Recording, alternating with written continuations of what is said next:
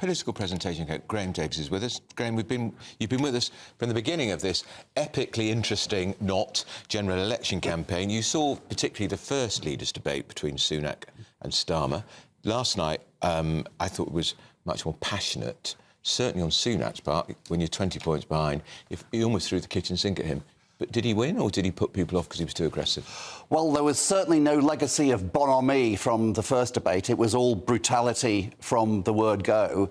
It was like watching two actuaries in expensive suits in a cage fight. But also, this time, instead of the moderator having a sort of school marmy, settle down boys attitude, she was like a referee in some form of combat. She let them go at each other. I thought and I thought that was good, because actually seeing them arguing was a good thing. But of course, at this stage of this quite long campaign, you can't persuade people anymore with facts. You can't move their minds. But I believe you can still move their hearts. And actually, at this stage, the election boils down to this. It's a battle to see which of the presidential candidates is the least dislikable. And that's a battle that maybe Keir Starmer hasn't definitely won, but it is a battle that Rishi Sunak has definitely lost.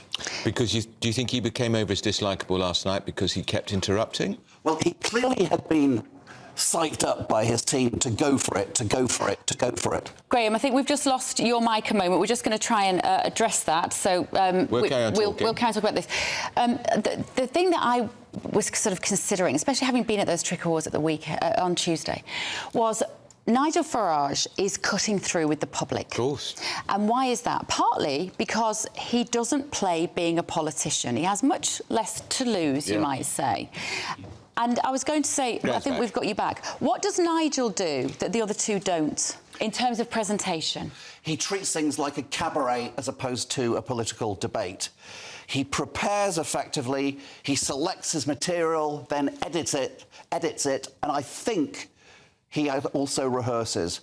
He treats it like an adrenalised episode as opposed to something where, in fact, people are essentially reading out pre-prepared lines. Isn't that just talking from the heart, though? Isn't that the difference? Is it that Nigel's not necessarily rehearsed? He just believes what he's saying. Or does he make it look like he's talking from the heart? I think that he rehearses it so well and so professionally that it looks unrehearsed. And indeed, that is epitomised by the opening line of his closing speech at the beginning of the Seven Pygmies debate, where he said, unlike the other people on stage, I don't need an autocue because I believe what I'm saying. But that didn't mean he hadn't prepared it. It meant he'd learnt it and internalised it. But it also doesn't mean he doesn't believe it. It means that he might be telling the truth. Yes, he may well be. And that level of rehearsal enhances the truth rather than gets in the way of it. So Sunak's people clearly did say, you've got nothing to lose, you're 20 points behind. One poll suggesting yesterday the Tories could come third behind the Lib Dems, God help us.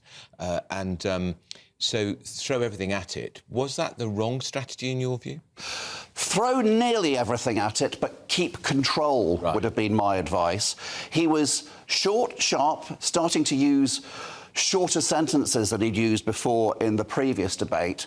He would say it, then he'd support it, but again, yet again, he forgot to shut it. And when he goes on and on and on, when he's made the point and then rephrases the point and then says it for a third time, he becomes more dislikable by the second. So that's his own stuff. Now, the interruptions, to a certain extent, did work for him, in the sense that clearly it put off Keir Starmer. He was still ruffled by them. And also, he managed to expose Starmer's weaknesses, especially in relation to immigration and also tax. The vagueness was exposed by the interruptions. But once the interruptions go so far, he becomes more and more dislikable. For people who didn't see that, that was the moment at which Keir Starmer suggested that he would send people back to Afghanistan and Iraq and Iran. And Sunak said, you're going to sit down and negotiate with the Taliban. It really landed a punch, didn't it? It did. and it was a short, sharp punch. He could do it with the smallest number of words. You see, Rishi should probably take this counsel, that the persuasiveness of your words depends on their quality, not their quantity. Yes. And he's better when he's short and he's sharp. Why is somebody like Starmer, who is an accomplished lawyer, so flat-footed? Why was he ruffled? Why isn't he able to parry it away with a silken answer? Is it because he was so rehearsed and he was told to be risk-averse, stick to your line, because he looked uncomfortable when Sunak was on the attack, and I just, it doesn't look prime ministerial. He's not very clever. When you're... Well, maybe that's true of all barristers, Bev, yeah. He's a bit thick. I do wonder about that. His preparation and his thought processes are that of a prosecuting barrister. Yeah. And he's done some very big, complex cases in his time. And what you do as a barrister is prepare things in writing. That's right. And to a certain extent, you're reading that out in court, either to a judge or to the jury. There is some spontaneity, but not very much. He hasn't really adapted all that well to the cleanliness of the courtroom, to the combat of political debate. Very interesting, Graham. Right. Fascinating. Political presentation coach, if you're not sure who Graham Davis is, that's why he talks so brilliantly about all of that.